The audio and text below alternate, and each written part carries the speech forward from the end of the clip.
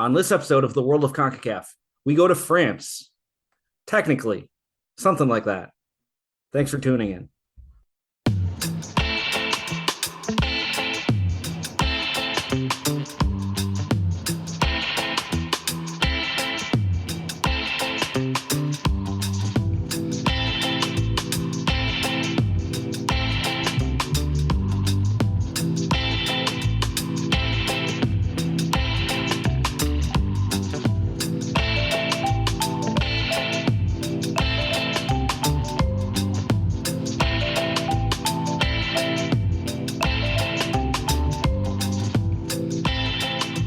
Hello, everybody. Welcome to the World of CONCACAF podcast. I'm Eric Schmitz.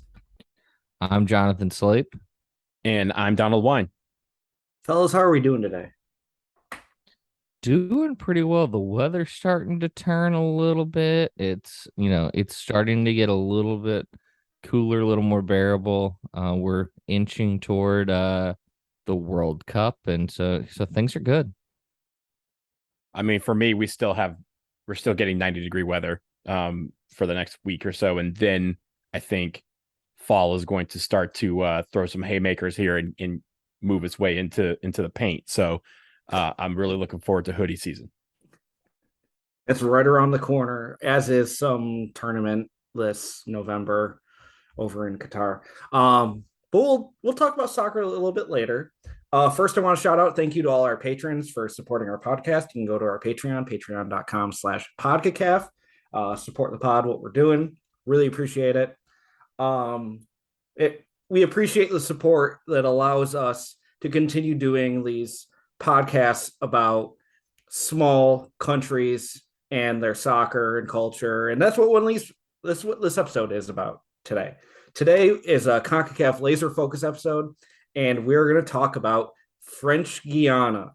So we're going to do our laser focus, and then it's real team or fake team time for me.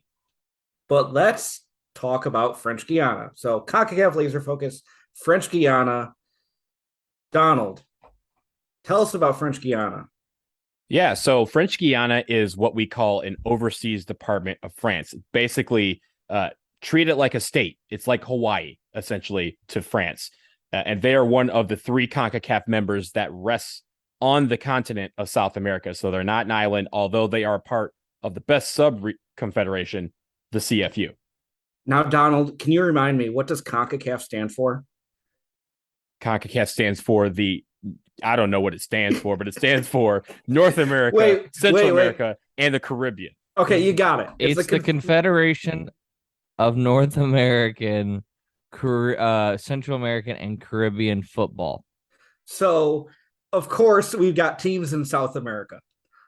Yes. Classic. Well, we talked about this on an episode before on why we have the three, French Guiana, Guyana, and Suriname, why those three are part of the CFU, again, the greatest sub-confederation in the world. And it's mainly because their culture really speaks more to that than it does to the rest of South America. Plus, they said, hey, why would we stick around and just get, destroyed by the Big Ten nations on the continent when we could just play in a smart move, really? Why we can just play islands all day. That's the smartest move anyone's ever made. And all three of them made that well. But let's go back to French Guiana. We'll focus on Suriname and others in another show. But French Guiana is the second largest region of France. So like the second largest state in France, which is interesting because it's overseas. It's also the largest outer region in the entire European Union. So of all the overseas departments and states and, colonies that all these countries have, this one is the biggest. Its border with France is considered France's longest land border. That's funny. That land border, the border with France, the border with Brazil is considered France's largest land border. And France's only two non-European land borders, it is with the French Guiana, Brazil and Suriname to the west. So it's interesting that a lot of French records have been set here with French Guiana. How did the French come to be part of French Guiana, and how does it come to own it? Well, the nation was originally inhabited by indigenous populations, but the French attempted to colonize it in the 16th century. The first establishment was in 1503, but a consistent presence wasn't felt by the French until the capital of Cayenne was founded in 1643. It started as a slave state, and it basically served as a slave society for 150 years until the French Revolution began. And in 1794, France outlawed slavery, which included all of its overseas colonies. It then switched to a penal colony, similar to how Australia was to the United Kingdom. Basically, France sent a ton of prisoners, 56,000, to Devil's Island, which is part of the Salvation Islands right off the coast of French Guiana. And reportedly, it was a very, very hard thing to do. They did forced labor there. Only 10% of all prisoners that went to Devil's Island actually survived their sentence. So basically became a death sentence. Of course, that is also why it's called Devil's Island. Devil's Island operated as a penal colony for 100 years. But in the meantime, the Portuguese conquered French Guiana in 1809, along with Suriname, but eventually returned French Guiana to the French a couple of years later. And French Guiana, again, served as a slave colony, a slave state, and a penal colony until 1946, when it eventually became an overseas department of France, which it remains to this day. Overseas department, again, they call their states departments. Yeah. Now, the interesting thing I found doing research about this is that they called them the Guianas because it wasn't just like French Guiana. There were multiple Guianas. Like there's a Dutch Guiana that's now Suriname. British Guiana is now just Guyana. And you had your French Guiana. And I felt it was very interesting that it's like all of a sudden it's like you get a Guyana, you get a Guyana, you get a Guyana. And it's like colonialism.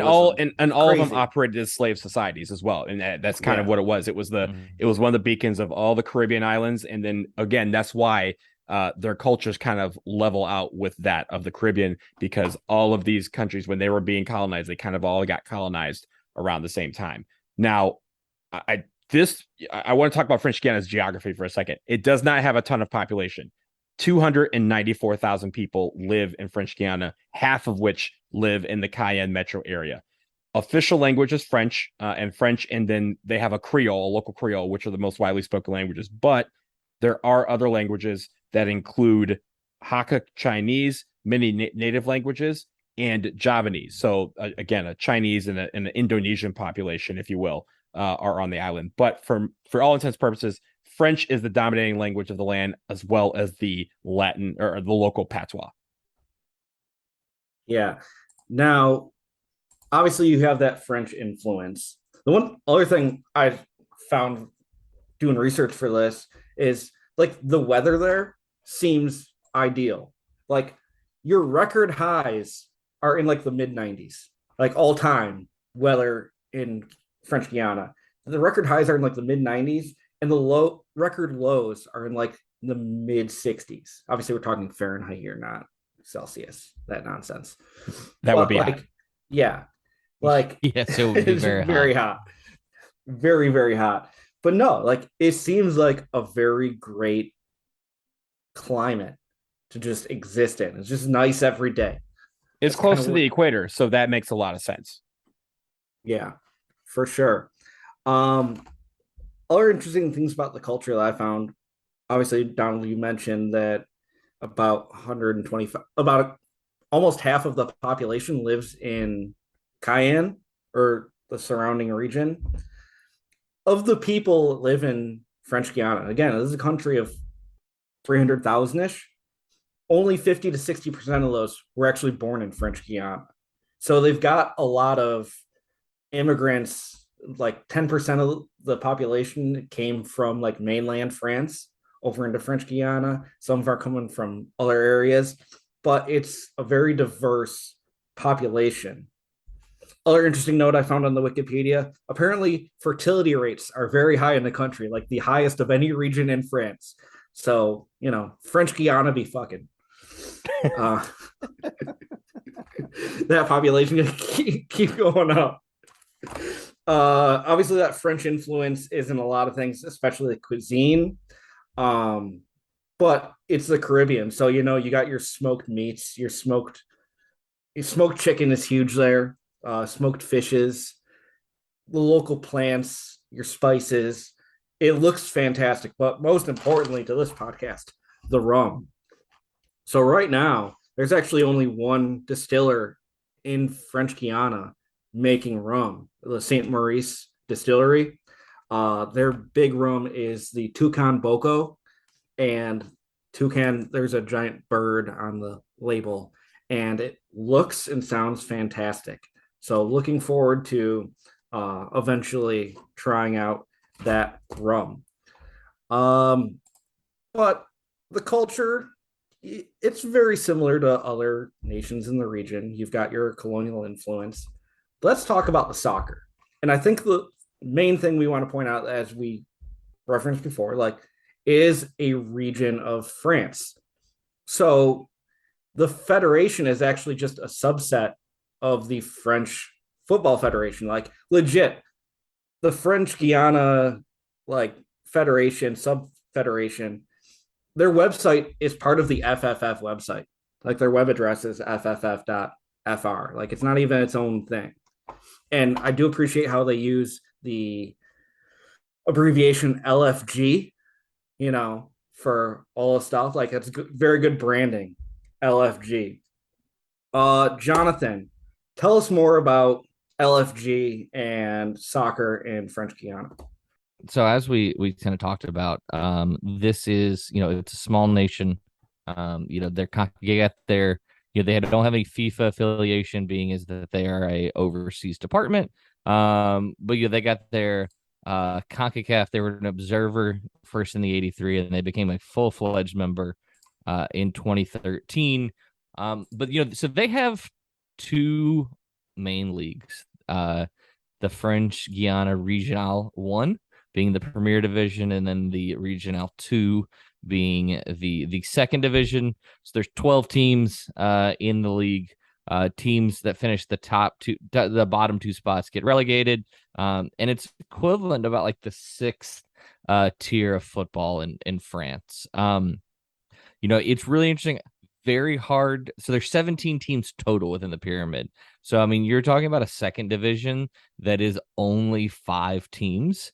And I think the thing that is most interesting about, French Guiana and the football is the fact of, as it is an overseas department of France, they are eligible to be a part of the Coupe de France. So the Coupe de France is the big cup competition in France. And it is known to be the largest cup competition in the world. 80. Wait, Jonathan. So they, a CONCACAF nation, are sending teams to a competition in UEFA? Do they get to go to like Champions League? No, they would not get to go to Champions League because they are not a UEFA member. We've not seen a overseas department win in, I don't think, ever. There's only been 2 clubs ever that have won outside of Ligue 1, and that's Le Havre and Guingamp, and both of those are within the French the French league system. But yes, so they could, in theory, they could win a competition and not be available to go to, whether it be Champions League, or I believe it's actually the Europa League. But so they compete in this competition, largest in the world. And then they also, outside of their the Coupe de France, their cup within their nation, there is also it isn't around anymore. It hasn't been played since 2007, but it's Coupe DOM, and so it was a club, the Coupe des Départements d'Outre-mer, and so it was all of the overseas departments. So you had French Guiana, Guadeloupe, Martinique, Mayotte, and then Reunion all participated in this tournament. It ran from 89 to 2003, got reorganized and was played from 04 to 07, but hasn't been played since. But it's just interesting to see, like, how some of these countries that are overseas departments, they're kind of having their own tournament, together. So, Jonathan, back to the Coupe de France. You were mentioning that it was the largest in the world, but I need people to grasp how big that tournament is and how many clubs are actually involved. How many So are? yeah, it's 8,506 clubs compete in this tournament. Wait. How many? How many? 8,506 The compete in. And there's some there's some really interesting and fun quirks to the tournament aside from it being fucking massive. If a team is 2 levels higher than the team that they're playing, the higher level team has to go on the road to the lower level team. So you get a lot of big teams going to really small places. It's fucking massive. It's a bit weird. And it's fitting that it has some tie-ins to CONCACAF. How many rounds is this, man? I can imagine someone, a team in French Guiana is like, yo, we were supposed to have a match this weekend, but we're in round 437 of the Coupe de France. So it's 14 rounds. It's ridiculous. And PSG ain't played nobody in French Guiana. So you're only gonna they're hyper localized to and a lot of these are my at French Polynesia, New Caledonia. A lot of these, they have it's the winner of their cup competition that goes and is the representative. So there are some earlier rounds that aren't included in that 14, but every year there is 8,506 teams that are eligible to win. That's insanity. How it's incredible they get that in every year. That should be a 5-year process to get a winner out of that thing. Just imagine if round 1 was postponed due to weather or something. Dang. The fact that it's split all over the world. You would never have a single round that was just. Yeah. But it's wild. The fact that by 1948 there was 1,000. So wow. even there's 1,000 teams in this tournament in the 40s, which is just, and it has grown exponentially, but yeah, it's crazy. Yeah, I'm just thinking of the scenario. It's bad storm rolls through. All right, we got to reschedule 4,000 games for next week. It's a betting degenerates heaven. Oh my god, yeah, I can only imagine. There's gotta be opportunity there.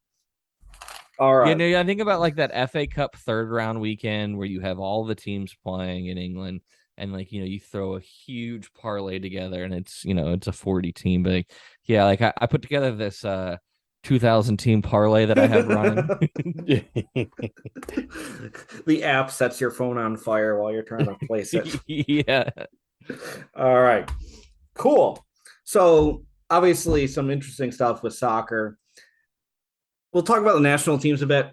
First, we'll start off with the women's national team, or lack thereof. French Guiana actually has not entered a women's national team into any of the recent tournaments. The recently completed CONCACAF W tournament, they didn't even bother trying to qualify for it. So France, get your shit together. Women's soccer deserves, some effort. I know you got 300,000 people. You can find an 11 somewhere and participate. So unfortunately, not a lot to say about the women's national team, but Donald, let's talk about the men's national team for French Guiana. Yeah, so the French Guiana men's national team, they've actually been halfway decent recently, but despite being around since about 1936, they haven't had a lot of success on the field. Their biggest official win was over the British Virgin Islands back in May 2014. That was a 6-0 victory, but they do have an unofficial victory over St. Pierre and Miquelon. That was 11-0 back in September of 2012. So again, very, very recent where they've started to really see some success on the field. Their most cap player is actually still on the team, Rudy Evans. He's currently has 63 caps and he's been around for about 14 years. So again, not a lot of caps. They don't have a lot of chances where they've gotten to play until, they started getting a little better. Gary Pigri is the player who has the most goals in French Guiana's national team history with 16. I cannot confirm this, but there is another guy named Gabriel Pigri who is second with 8. I don't know if they're related, so I'm not going to speculate, but chances are they are related somewhere, whether they be brother or cousin down the line. But Pigri is the pedigree of name that you want in French Guiana soccer, because those two top the goals list right now on the national team. I do have to say, and we saw him ball out in Nations League, Joel Saruco is their top scorer at the moment. He is a hell of a player. I'm not sure where he's playing currently, but Joel Saruco, wanted to shout it out because I saw the name and I'm like, yo, I know that dude. Yeah. And the reason why you probably haven't heard of a lot of their players is honestly going back to the fact that French Guiana is a French overseas department. They've had a few of their finest players go on to play for France because they're eligible to play for France. The best examples being Bernard Lama, who played in the World Cup in France for France in 1998. He was part of that winning squad. Also was a part of the winning squad at Euro 2000. And then we have Florent Malouda, who played on the 2006 France team that went to the final and lost on penalties to Italy. Again, that's the famous Zidane headbutt game. But there's more to the story of Florent Malouda. And Eric, I'm going to give it to you to talk about this legend of a player, not just in UEFA, but also in CONCACAF. Yeah, we got to turn the CONCACAF meter to fucking 11 here, because this shit is wild. I'm sure some of you guys listening probably remember this story. So we're gonna go into the Wayback Machine all the way back into 2017. And as we've talked about, Florent Malouda played for France in the World Cup. Like, people knew who he was. Played for Chelsea for years. Yeah. He had an incredible career. And obviously, once he played in the World Cup for France like a while back, and his career is winding down, obviously out of the conversation for the French national team. Malouda was actually born in French Guiana. So he had whatever, if you want to call it, citizenship to French Guiana, which was really just part of France. And as career was winding down, it's like, you know what? It'd be cool. The Yana Dokos, the French Guiana national team, call him up. It's like, yeah, come on in. The problem, go ahead. Can I break in? So the reason why this is significant is because I mentioned the lack of success that the national team has had on the field. This is the 2017 Gold Cup. This is the only major competition that they've ever qualified for. And they had to qualify to get there, but they eventually get there. And of course, 2017, they want to make a good showing. And that's where we enter Florent Malouda. Well, like, the interesting part is, so Malouda actually joined French Guiana for the Caribbean Cup finals, which was qualifying for the Gold Cup. So French Guiana got bronze in the Caribbean Cup, and because of that, qualified for the Gold Cup. So Malouda had appeared in 2 games already. Everyone knew about this. Like, everyone was on top of this. Like, yo, Florent Malouda is playing for fucking French Guiana right now. This is wild. And CONCACAF's like, yeah, no, you're kept tied to France. Like, you can't play in the Gold Cup. Like, our rules say we follow FIFA eligibility guidelines. Like, it's in the rules. You can't play in the Gold Cup. And French Guiana's like, yeah, we'll see about that. We'll see.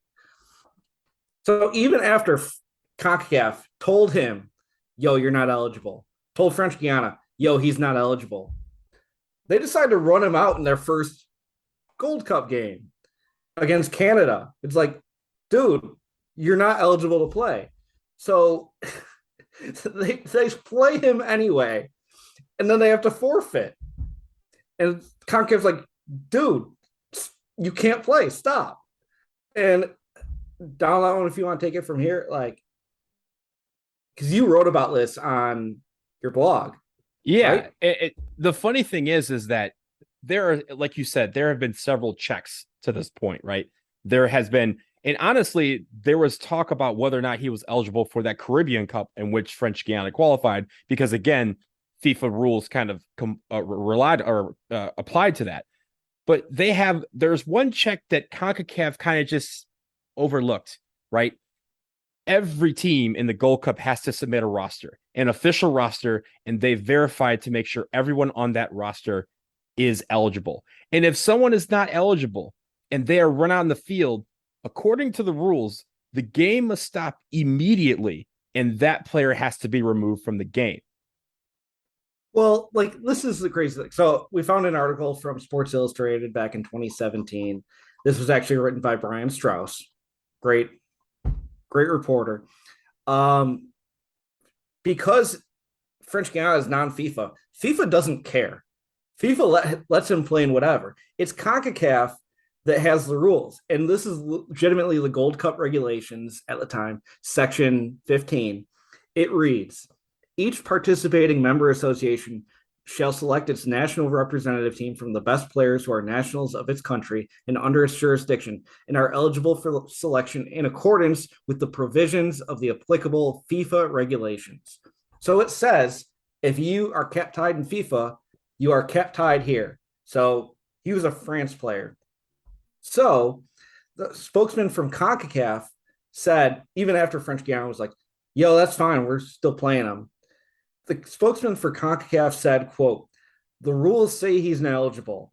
We are using FIFA rules, and so a player who has played in an official match for a different national team cannot play in the Gold Cup. More precisely, he is not eligible to play. He can play, but he's not eligible. So right. That's my problem, right? And that's where CONCACAF, because again, if for the World Cup, right, if we submit a player and that player is ineligible, FIFA's going to be like, yo, either he goes or the whole team goes, and you make that conscious decision. Yo, I'll just leave this player out and we'll deal with it later. But not only did French Guiana say, or basically CONCACAF said, I wish you would, and French Guiana said, yo, we're going to, and then CONCACAF responded with, no, please don't do that. And French Guiana said, watch us. Like, they had the usher me, watch this. Like, just put him out there. And again, there's a whole referee crew that literally knows this is coming, knows this is about to happen. And they still were like, I mean, that's not my job. My job, that really was your job. Your job is to say, yo, this player's ineligible. He's not on the official roster. And again, CONCACAF approved the roster with Florent Malouda on it. They watched him put him into starting 11. They watched him put him on, walk out into the field. There were so many checks that they did, and each throughout all these, CONCACAF is literally saying, I wish you would. And French Guiana is like, no, literally, we are doing this. We are about to do this right now. If you have any semblance of wanting to stop this, now is the time, because we're not waiting on you. And CONCACAF didn't say anything, so they let him play a whole ass game. And then finally go, you forfeit. Like, yeah, I remember this back in 2017. It's so vivid in my memory. It's because it's so dumb. We knew going into it. Like, they were like, yeah, we're gonna play them. They've been talking about it. Ladies and gentlemen, they have been talking about it for like 3 months. This was not like a, hey, he got eligible last week, we're gonna try to call him and see what's up. They literally were like, yo, we about to play him. And this chicken game was back and forth for several months. So French Guiana ended up fielding Malouda. He played in a 0-0 draw against Honduras, despite being told that he was not eligible to play. Dude just walked on the field and, put on a jersey and did his thing. No, that's the point, right? Like, the way you even said it seems like he just came out of the stands and was like, oh, I have the requisite gear on, I'm just gonna keep playing. And no, he literally was like, they're like, an hour before the game, they listed this official lineup, and CONCACAF sent this out as a press release. Here is the official lineup. Florent Malouda is starting. He's not eligible, but he's starting anyway. Everyone, I remember people, it was like the same day as a US game, and we're kind of in the parking lot, and I'm looking at like social media, I'm like, they really let him play? They're really gonna let him play? And I remember even trying to find a TV or like someone's phone to watch this occur, and it literally was just like a normal game. Like, it wasn't like someone came out and like read a decree and Florent Malouda was like, yo, piss on your decree. They just said, hey, starting. They announced him in the stadium. There was like mix of cheers and boos. Like, it was very, very weird to do, but it's almost why I love this the most, right? This is honestly one of the most CONCACAF things that has ever occurred in the history of sports. So I'm guessing you must have been at the night before party for U.S. Martinique in Tampa. That's correct. That would track. So yeah, so he ended up taking the field in the game against Honduras. Honduras was eventually awarded a 3-0 forfeit victory, and Honduras, on the strength of that victory, actually advanced to the group stage because they had one more point than Martinique. So Florent Malouda pushing Honduras through to the Gold Cup knockout stage. Just absolute nonsense. And then I'm pretty sure he didn't appear again after that. Like, no, I think Not in the Gold Cup because he's at 4 total caps for right. He has the other games, the Caribbean tournament, and then he has the one Gold Cup game. Yeah. So quick revising the history. So that French Guiana's first game in that tournament was against Canada. He did not play for that. They lost 4-2. The second game against Honduras, they're like, shit, might as well, and throw him out there, and took a 3-0 loss. Malouda would eventually appeal his suspension. He was suspended by CONCACAF because he was ineligible to play. He appealed that suspension, and that appeal was denied. So Florent Malouda, he had a great run playing for French Guiana, but just another chapter in the long storied history of CONCACAF bullshit that we're here having a podcast to talk about. Marcus Rashford, I bet you won't do it for some kids. let's get a hashtag going. Just start calling guys out. Bet you won't. Yeah. All right. So French Guiana, there's your country, there's your football, there's your laser focus completed. It's time for real team or fake team.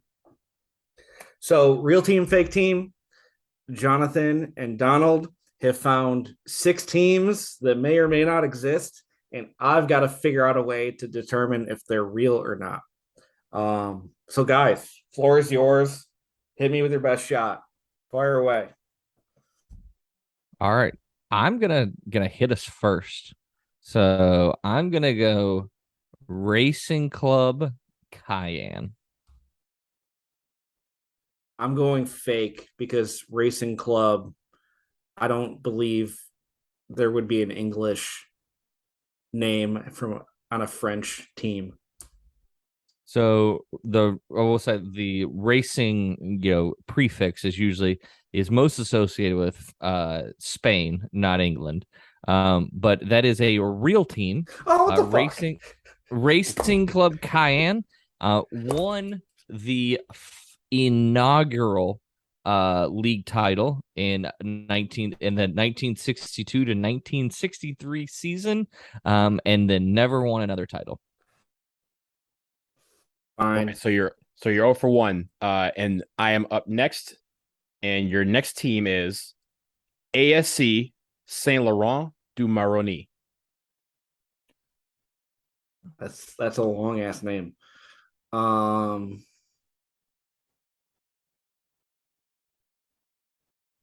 going fake. Saint Laurent du Maroni is a real city in French Guiana. ASC is the prefix for several clubs, but together they are, yes, a fake team. On the board. Let's go. All right. So next up, we have Grand Santi. Santi.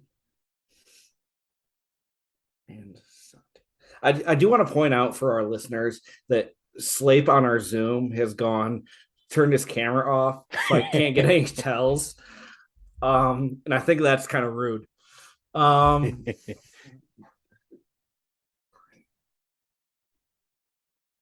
saying fake. That is a real team. They are a current member of the French Guiana Regional 1. So Eric is 1 for 3. 1 for 3.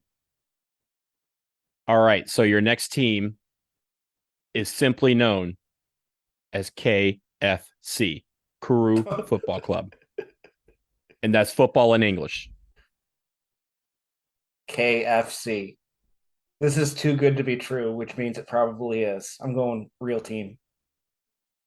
Kuru Football Club is indeed a real team. That is Let's one of go. there's literally two English or three English names in all of French Guiana, and we've picked two of them. Yeah. Well, as we are well aware on this podcast, KFC in that region can only mean good things. It's probably banging too. Yeah, for sure. So 2 for 4. So my last one, Racing Club Arawak. Racing Club Arawak. Now, you did say there were other racing clubs, so I'm going to say real. That is a fake team. They are Arawak is one of the indigenous tribes within French Guiana. So Sweating is horse shit. 2 for 5. 2 for 5. All right. So your final team is Olympique Jean-Francois. Olympic. Is it Olympic like ending with a C? Olympique. Or Olympique. Olympique? Yes. Okay. Olympique. The French spelling. Olympique. I'm going to go real team. You're going to go what now? Real team. Olympique Jean-Francois. Jean-Francois, one of the great players in French Guiana history, but does not have anything Olympic about him. That is a fake team. So 2 for 6 for our friend Eric. I mean, you got on the board on like Donald that one time. Yeah, I mean, it's a poor performance. Obviously, I was kind of rattled by not having Jonathan's, sultry eyes to look through and kind of read. But also, my French is not great. So I've been doing a lot more. I'm more familiar with the Spanish names and phrases now. Like, it's just a bad matchup, Sometimes you can't play your own formation. So I just wasn't ready. Game plan wasn't there. And then when we dropped the English words on you, you were just like, what? Huh? All right. I'm going to take my 2 for 6 and I'm going to go home. Thank you guys for a tough competition. We'll go ahead and we'll wrap up there. Thanks to everybody for listening. Thanks to all our supporters on Patreon. You can subscribe at patreon.com/podcacaf. Follow us on Twitter, Facebook, Instagram at PodCacaf, POD, on all the social medias. Merch coming soon, we promise. Donald, Jonathan, you want to tell them where you're at? Yeah, you can find me on Twitter at JSlapeSSP and at Speedway Soccer. You also find written work at BroadwaySportsMedia.com. And for me, at BlazingDW on Twitter. And you can also find my written work over at StarsandStripesFC.com.